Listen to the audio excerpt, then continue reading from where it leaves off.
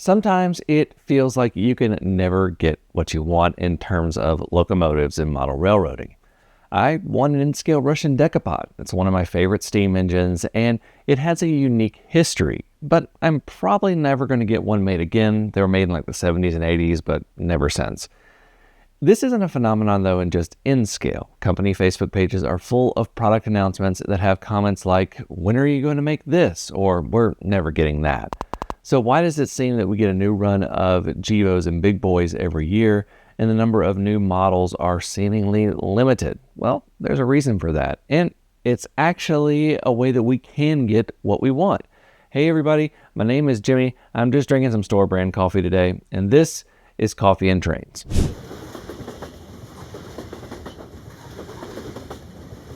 This video is brought to you by Model Railroad Academy. Model Railroad Academy is your online resource for model railroad instructions, ideas, and information, with loads of tutorials and articles for model railroaders of every skill level. I've recently been going through their catalog and watching some of their older videos, including this one from Don Kassler and the M&K division of the B&O. It's been really cool to watch and see all the old techniques he used. Plus, you can find tutorials on everything from bench work to electronics to scenery, all sorts of things there. The first 1,000 people to sign up at the link in the description below will get a full year of premium membership to Model Railroad Academy for $1.49. Offer is valid for new members only. If you want to tell me what kind of coffee you are drinking and have it featured just like these guys right here, you can do that in the comments below, and who knows, you might see your name pop up on an episode of Coffee and Trains. Cheers, guys. Before we get into this, let's talk about some of the basic economics. Today's cost to bring a new injection molded locomotive to market is somewhere in the six-figure range. Yeah, that's a lot. But if you think about the designing, the tooling, the painting, distribution, and marketing, that's about right. You're talking about all of the design work, all of the distribution and marketing and shipping and everything. That's about what it is. It's in the six-figure range. This may come as a shock to most people, but it's true. And if a company owns the factory, it's a little bit cheaper, but still. We do occasionally get specialized locomotives that not everyone is going to buy, and these typically aren't going to be the best sellers, but they sell well enough to invest in.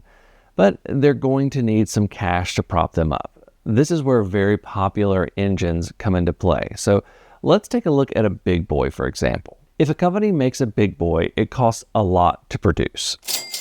For ease of math, let's just say $400,000 to bring a run of 1,000 models to market.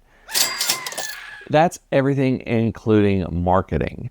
The company prices the engines at $500, and that makes a $100,000 profit on all of the engines. Now, big boys are expensive to make, but once the tooling is made, it will last for decades. This means that each subsequent run of a big boy is significantly cheaper to make. So instead of $400,000, it may be $100,000 for 1,000 to make it to market. And if all of those engines sell, the second run, that's a $400,000 profit. This works for engines that are popular. Think big boys, modern GEs, SD40-2s, models like that. But what about less popular models? The company wants to make these models because there is a market for them, but not a huge one. So let's do a little bit of a hypothetical work here. Let's say a company has tooling for an ES44AC, and runs of these typically generate around $200,000 in profit.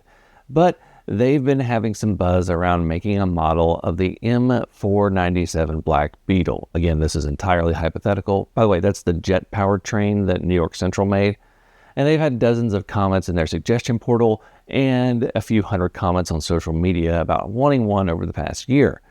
Now, the factory they're using allows for a minimum order of 1,000 units, and that has given them a quote of $250,000 to do the new model out the door. Again, hypothetical, don't know how accurate that number is. So they look at their books and say, hey, if we do a run of ES44s each year for the next 2 years with unique numbers and some heritage units, we can do the Black Beetle project people are asking for and do a 1,000 unit run. If they sell out, we'll have the tooling and we can always do more. So the company then begins planning 2 years out to do the engine.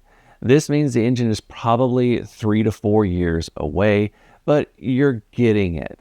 All the while, they're selling runs of ES44s and other popular models they can fit in the schedule. So basically, popular engines fund less popular, more niche engines. I heard one company rep say on a podcast that a run of big boys can fund one or potentially two new projects. But what about engines that simply will never be popular enough to get big runs from companies? Think about more niche scales and gauges like narrow gauge. A lot of times you can find these models built out of brass or nowadays 3D printed shells that go on top of pre-made chassis. I'm actually working on this for one of my favorite engines, an 040 Porter. Your other option is to suggest what you want to companies. You're probably not the only person that has tried to reach out to them. Some companies even have dedicated product suggestion portals. Broadway Limited has a special one for their Conductors Club members that is kind of like a preferred suggestion that gets your suggestion a little bit higher on the list. There's always a chance that you will never get exactly what you want, but with all the resources available today, this time period is probably the best time to try. And if you can't do that, you can always try scratch building with 3D printing. It's something that is a lot easier these days. So if you have a model that you've always wanted but has never seemed to get made or hasn't been made in decades, let me know in the comments below, because I know we all have that special model we want. Thank you all so much for watching. Until next time, I'm Jimmy from the DIY and Digital. Stay safe, be kind, drink some coffee, and happy railroading.